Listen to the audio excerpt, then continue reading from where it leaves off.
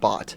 First things first, the first thing that I decided to test was the infamous dash cam. I recently got a new car and I thought that it was an important thing to do is grab a dash cam, because even though my car is not like, you know, probably it's a really good car. It's a good car. It's a really nice car. It's a Lancer. It's a nice car. I wanted to have some protection over my car. I didn't think the dash cam was going to work great for $20. It was $20, and I figured, you know, if nothing else, it'll at least be a good deterrent. So I went ahead and bought it. This is what it came in. A very clearly Chinese or Asian lettering up there at the top. It's clearly Asian, or Chinese, not Asian. But yeah, it comes in this. It pops open like this. Packaging is not that terrible. The dash cam quality was pretty average. It was a metal dash cam. Here it looks like here is the separate guy right there. That is for the cab right there. It is not a terrible dash cam. It doesn't seem to be anything special. It's something like a literal webcam, which is exactly what I expected. So I'm going to show you guys some of the film that I was able to catch during this having this dash cam, and it looks a little bit like this. First off, this is the ad that they say you would get. Why everyone needs a dash cam. Very good quality there. It seems to be really good quality, but it's also playing on a terrible screen. Just comes barreling out of nowhere and doesn't crash into her. Like, first off, crazy. So I got. It's actually one of the things that made me buy it. So it's not the greatest dash cam in the world. I'm going to show you the video here. First things first, ignore the music, but this was the audio or the picture quality that I caught from in my car on the floor, because it fell off immediately.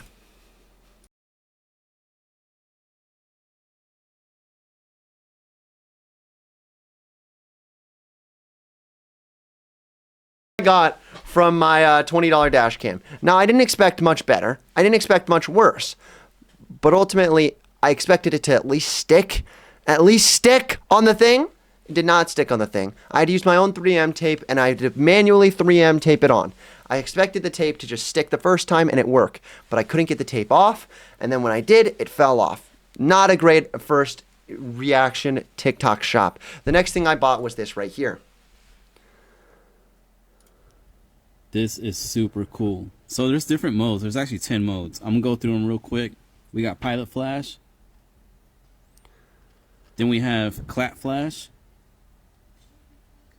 So he's just going over the modes now.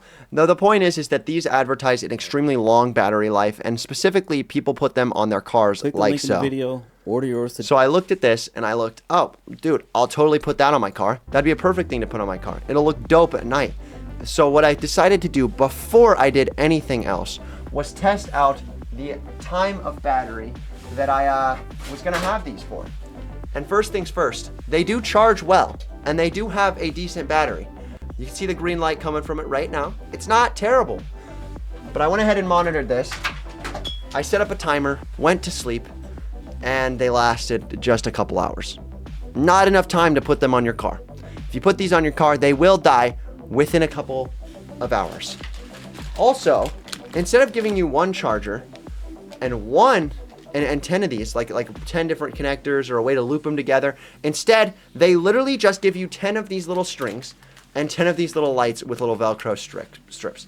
Not a great design there. It's not like I just have 10 chargers laying around.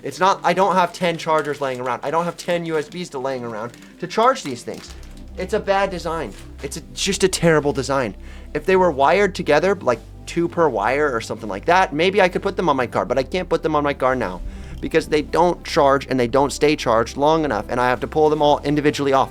It's not worth the look of it, especially when I can't keep it on for even a full night.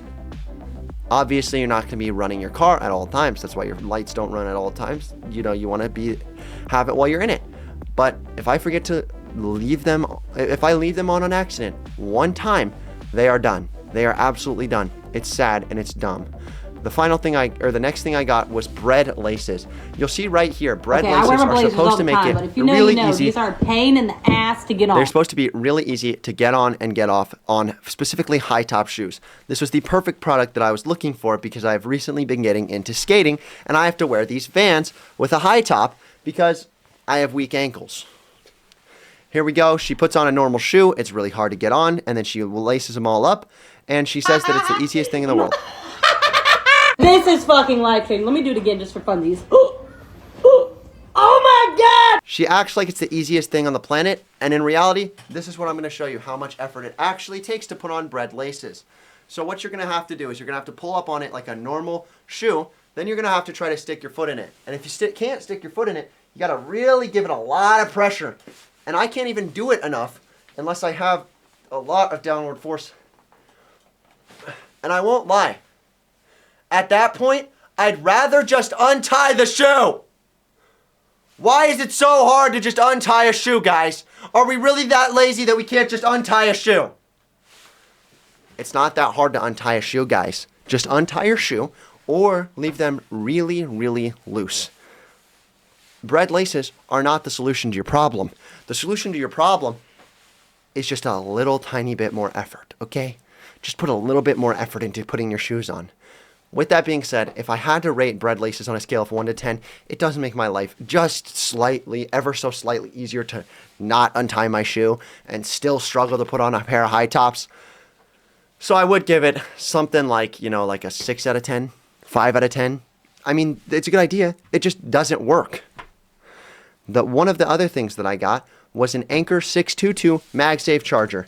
And honestly, I won't lie, I am literally actively using this right now. I use this charger like crazy. But the one thing that they advertise you can do that you actually can't do is set it in your pocket, because it will burn a hole through your pocket. I have literally sat down for a couple of minutes with this charger in my pocket, and my leg feels like it's burning. Obviously a charger in your pocket is not a good idea, so don't put a charger in your pocket. With that being said, this was the best item that I had reviewed off of the TikTok shop by a long shot. Your phone will get multiple full charges off of this guy. Also, my other point, I bought the one without the little kickstand first, and that one did burn a hole in my pocket. It literally did burn my pocket on another pair of shorts. That sucked. That sucked, and I had to return that one, and I got this new one. They were really nice about it, though, so I'm not going to take off a point for that. The final thing that I bought on TikTok shop was something called Pop Darts. Pop Darts have been around for much longer than TikTok shop, just like Anker has been around for much longer than TikTok shop.